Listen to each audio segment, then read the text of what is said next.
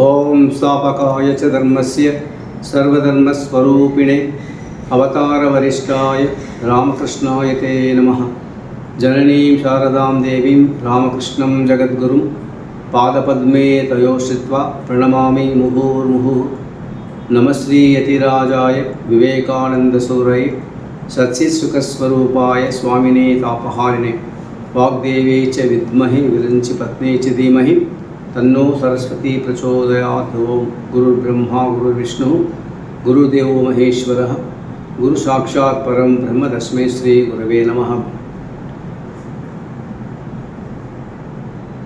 पुदिपट्ल रामकृष्ण सेवा समिति తిరుపతి రూరల్ జరుపుకుంటున్న వార్షికోత్సవానికి విచ్చేసిన ప్రతి ఒక్కరికి కూడా నా యొక్క హృదయపూర్వకమైన నమస్కారాలు, ధన్యవాదాలు. పూజ్యశ్రీ శ్రీమస్వామి సుకృతానందమర వారికి నా యొక్క సాష్టాంగ ప్రణామాలు. కుటుంబ సభ్యులు, నిర్వాహకులు మరియు యువతీ యువకులు మీకందరికీ కూడా నా యొక్క విశేషమైన ధన్యవాదాలు. ఈరోజు చాలా ముఖ్యమైన రోజు. ఇది ఒక పవిత్ర సదస్సు. ఎక్కడికో పారిపోతుంది మనసు, పెరుగుతూ ఉంది వయసు.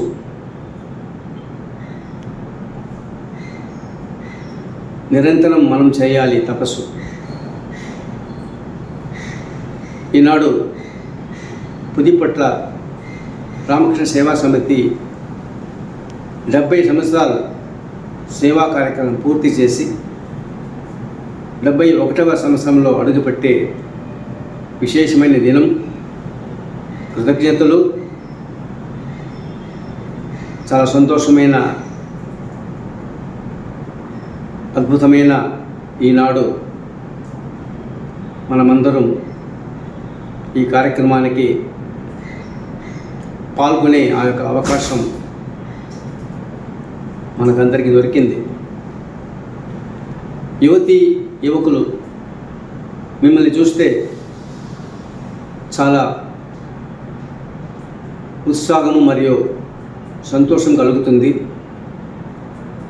మనమందరికీ ఒక అవకాశం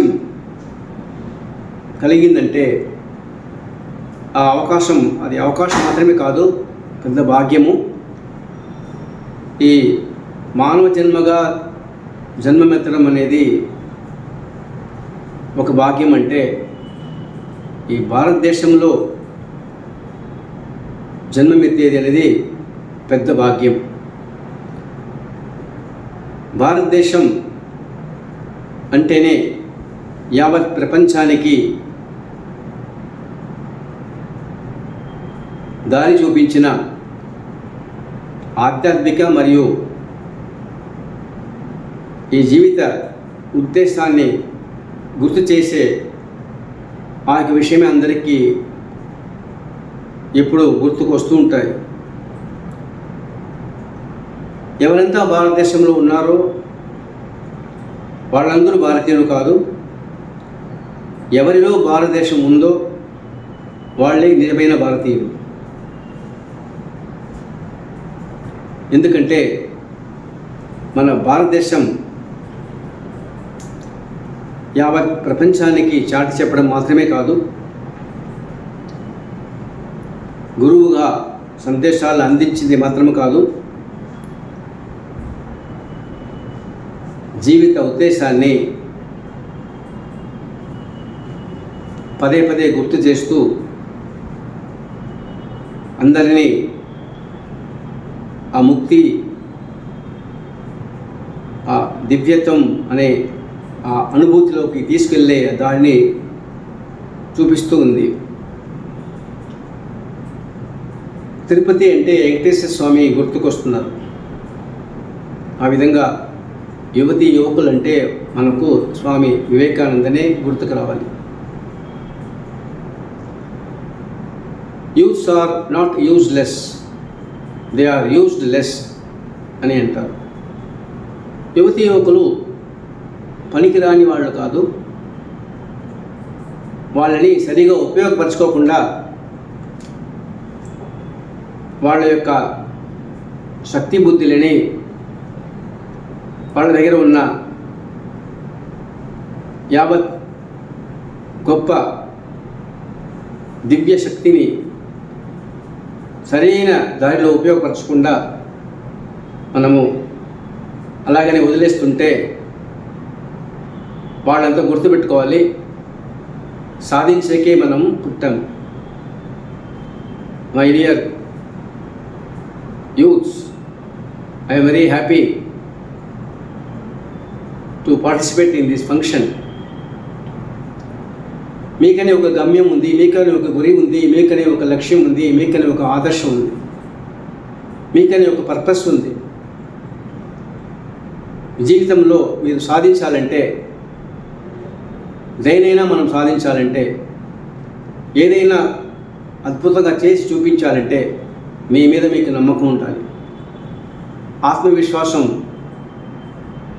మరియు దేనైనా చేసి చూపిస్తాను, సాధిస్తాను అనే దృఢమైన సంకల్పము ఉండాలి.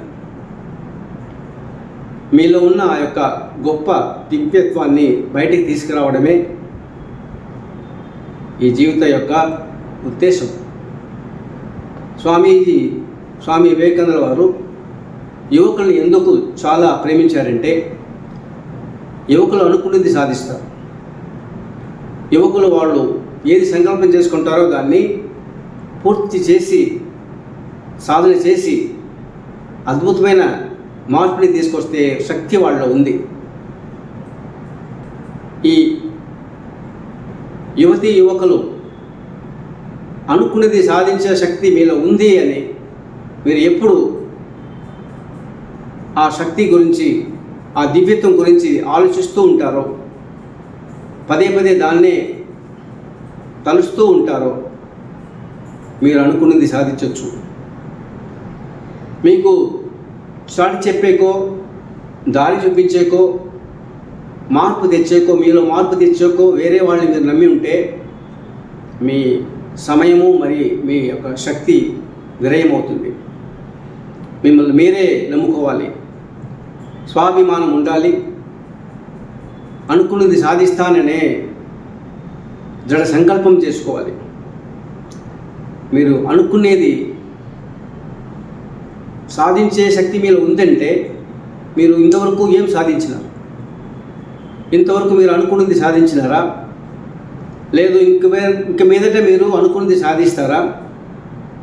ఏ విధమైన జీవితాన్ని మీరు ఎన్నుకుంటున్నారు? జీవితం అనేది ఒక కరిగిపోయే మంచు, అందువల్ల ఉన్న దాంట్లో నలుగురికి పంచు. చెడ్డ సహవాసాన్ని వెంటనే తెంచు. ఉన్నత లక్ష్యాన్ని నీ మనసులో ఎప్పుడూ ఉంచు.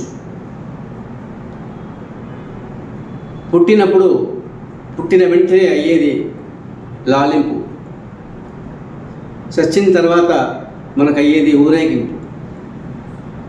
ఈ మధ్యలో నీ జీవితం అవ్వాలి ఒక పెద్ద గుర్తింపు, దానికి మీకు కావాలి పట్టింపు, దానికి చేయాలి సాధన రెట్టింపు. మీరు ఎన్నుకున్న లక్ష్యం మీకు నచ్చేట్టుగా ఉండాలి. స్వార్థం కోసం మీరు లక్ష్యాన్ని ఉంచుకుంటే దాంట్లో ఏం ప్రయోజనం లేదు. మన భారతదేశంలో ఎన్నో ఋషులు, మునులు, జ్ఞానులు, సిద్ధపురుషులు, అవతార పురుషులు, లక్షల కొద్ది ఇలాంటి ఈ మహాభావులు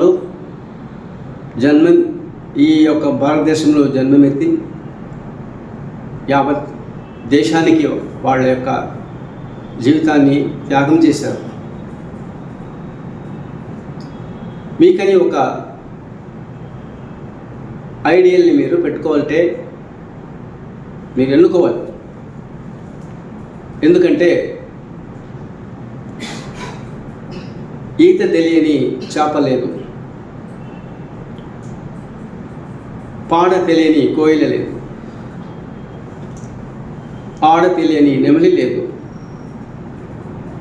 కానీ ఎలా జీవించాలని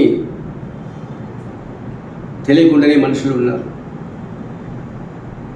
ఎలా జీవిస్తే ఆ జీవితం ఉన్నతమవుతుందో, ఎలా జీవిస్తే ఆ జీవితం యావత్ ప్రపంచానికి ఉపయోగంగా ఉంటుందో, ఎలా జీవిస్తే మానవ ఉద్దేశం అని చెప్పే ఒక దివ్యత్వాన్ని పొందొచ్చో అలాంటి జీవితాన్ని మనం ఎన్నుకోవాలి.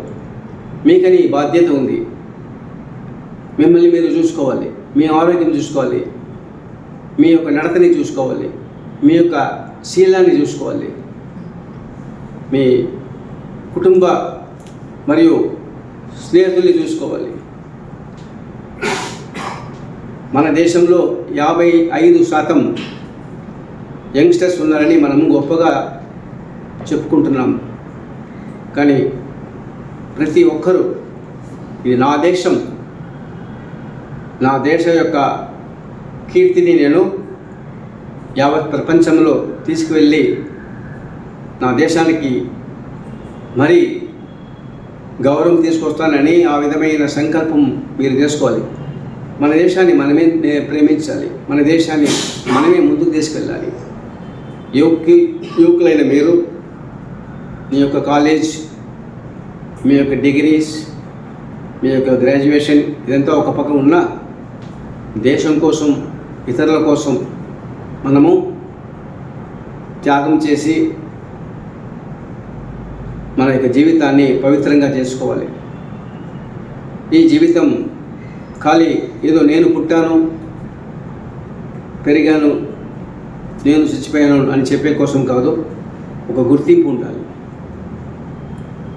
ఈ గుర్తింపు అనేది యావత్ ప్రపంచమే మిమ్మల్ని తిరిగి చూసేట్టుగా ఉండాలి. మీకని మీరు ఎన్నో సమస్యలు ఎదుర్కోవాలి, ఎన్నో బాధల్ని భరించాలి, ఎన్నో ఆటంకాల్ని మీరు భరించాలి, ఎదుర్కోవాలి. అయినా కానీ మీలో ఉన్న ఆ యొక్క దివ్యత్వాన్ని అప్పుడప్పుడు తలుచుకుంటే ఈ సమస్యలన్నీ కరిగిపోయే మంచులాగా మారిపోతుంది. మిమ్మల్ని మీరు ప్రేమిస్తే కానీ, మిమ్మల్ని మీరు అభిమానిస్తే కానీ ముందుకు వెళ్ళడమో, అభివృద్ధి చెందడమో, ఇతరుల్ని ప్రేమించడమో అనేది అవ్వదు. మిమ్మల్ని మీరు తక్కువ చూపి, మిమ్మల్ని మీరు డిగ్రేడ్ చేసి, మిమ్మల్ని మీరు చాలా బలహీనంగా తలసి జీవితంలో మీరు సాధించేకి ఏ నిర్ణయం లేకుండా, ఏ లక్ష్యం లేకుండా మీరు ఇలా జీవిస్తే దాంట్లో ఏం ప్రయోజనం లేదు. మీకని ఒక సాధన చేసే ఆ యొక్క కృషి, ఆ యొక్క పట్టుదల, ఒక ఇన్వాల్వ్మెంట్, ఒక వైరాగ్యం మీరు పెంచుకోవాలి. మీరు అనుకున్నది సాధించాలి అని మీకు ఆశ ఉన్నా, కోరికలు ఉన్నా, ఎక్స్పెక్టేషన్స్ ఉన్నా దానికి తగినట్టుగా మీ యొక్క శరీరము, మీ యొక్క మనము, మీ యొక్క మనసు, బుద్ధిబలం, భుజబలం, మనోబలం, ఆత్మబలం అనే ఈ బలం మనకు డెవలప్ చేసుకునేకి మనము తయారుగా ఉండాలి. మీకని ఎదురు చూసే కోరికలు నెరవేరినా నెరవేరకపోయినా అది వదలకుండా పదే పదే అని మనం ప్రయత్నిస్తూ ఉండాలి. స్వామి వివేకానంద వారు అమెరికా వెళ్ళి ప్రసంగం చేసేటప్పుడు sisters and brothers of America అని ఒక 2 సెంటెన్స్గా చెప్పారు. ఆయన హృదయంలో నిజంగానే ప్రతి ఒక్కరిని ఒక సోదర సోదరిగా మనసులో ఆ భావనతో, ప్రతి ఒక్కరిలో అదే దివ్యత్వం ఉంది అని ఆ యొక్క భావనతో ఆయన ప్రసంగించారు. యావత్ అమెరికా ప్రపంచమే తర్వాత ఆయన వెనుకబడింది. ఆయన పవిత్రత, ఆయన సత్య జీవితం, ఆయనకి ఉన్న ఒక పెద్ద లక్ష్యం ఇదంతా అతని జీవిత చరిత్రలో చదివితే మనకు అర్థమవుతుంది మనమేం సాధించాలి. స్వామి వివేకానంద దేశాని కోసం, దేశం పట్ల ఉన్న ఆ యొక్క గొప్ప లక్ష్యం కోసం ప్రాణత్యాగం చేశారు, పవిత్ర జీవితం జీవించారు, సత్య జీవితం జీవించారు. అందువలన అందరూ కొలిచే, పూజించే ఆ యొక్క స్థాయికి వెళ్ళారు. స్వామి వివేకానంద ప్రేమించినట్లుగా ఈ దేశాన్ని నాకు తెలిసి ఇంతవరకు ఎవరు ప్రేమించలేదు. స్వామి వివేకానంద యొక్క సందేశాలని చదివి విని దాని తర్వాత ఈ దేశం కోసం ఎంతోమంది త్యాగం చేసి తన ప్రాణత్యాగం, ఆ జీవితాన్ని త్యాగం చేసిన ఎంతో మహనీయులు మనము చూస్తున్నాం. మనం కూడా ఈ దేశం కోసం చాలా గొప్ప లక్ష్యాన్ని మనసులో ఉంచుకొని మనం కూడా సేవలు అందించాలి. పుదిపట్ల రామకృష్ణ సేవా సమితి గత 70 సంవత్సరాలుగా సేవా కార్యక్రమంలో పాల్గొని అద్భుతమైన సేవలు అందించి ఇంకా వాళ్ళు కొనసాగుతున్నారు. 71వ సంవత్సరానికి వాళ్ళు వచ్చి వాళ్ళ యొక్క సేవా కార్యక్రమం, ఆధ్యాత్మిక సేవలు మరియు సమాజానికి ఏదంతా అవసరంగా ఉందో అలాంటి సేవలను వాళ్ళు ఇంకా అందించాలి. మీరంతా కూడా ఇక్కడ ఒక సంకల్పం తీసుకోవాలి. నేను సాధిస్తాను, నేను నా యొక్క జీవితంలో సాధిస్తాను, దేశం పట్ల, దేశం కోసం నేను నా యొక్క జీవితాన్ని అంకితం చేస్తాను. స్వార్థం ఉండకుండా, కుళ్ళు ఉండకుండా, అధ్యాస ఉండకుండా, అపవిత్రమైన జీవితాన్ని జీవించకుండా సత్య జీవితాన్ని జీవించి మనకని ఉన్న యొక్క లక్ష్యాన్ని మనము పొందాలి. మీరు సామాన్యమైన ఏదో యంగ్స్టర్స్ అని అనుకోవద్దండి.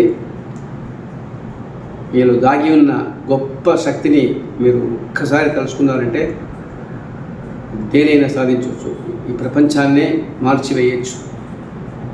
బాగా చదవండి, బాగా మనసులో సంకల్పం చేసుకోండి. ఒక పాలులాగా ఉండాలి మనం. పాలు తన విలువ, 1 లీటర్ పాలు 50 రూపాయలు అంటే ఆ పాలలో నుంచి మనము పెరుగుని తయారు చేసి ఆ పెరుగుకు ఒక విలువ ఉంటుంది. అప్పుడు ఆ పాలకు విలువ పెరిగింది. మళ్ళీ పెరుగు మళ్ళీ వెన్నగా మారి ఆ పెరుగుకు విలువ పెరిగింది.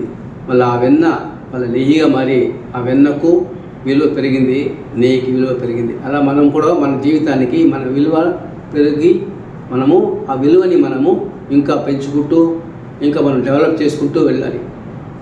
Hour life is based on principles, values, not on the opinions.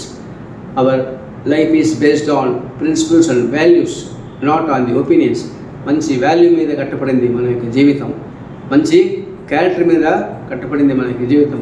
మనము ఈ క్యారెక్టర్ అనే ఆ విషయాన్ని మనసులో ఉంచుకొని దేశం పట్ల భక్తి, మరి భగవంతుడి మీద భక్తి, పెద్దవాళ్ళ మీద మర్యాద భక్తి, టీచర్స్ మీద మర్యాద భక్తి, అందరినీ స్నేహించే ఆ యొక్క భావన, అందరిలో ఒకే విధమైన ప్రేమని పంచే ఆ యొక్క భావన, ఇదంతా మనము జీవితంలో పెంచుకోవాలి.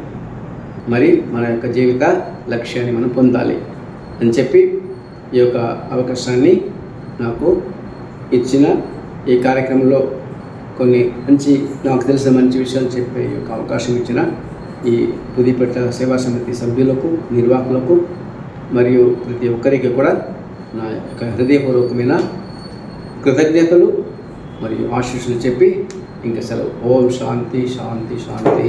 హరి ఓం తత్సత్. శ్రీరామకృష్ణ అర్పణమస్తు.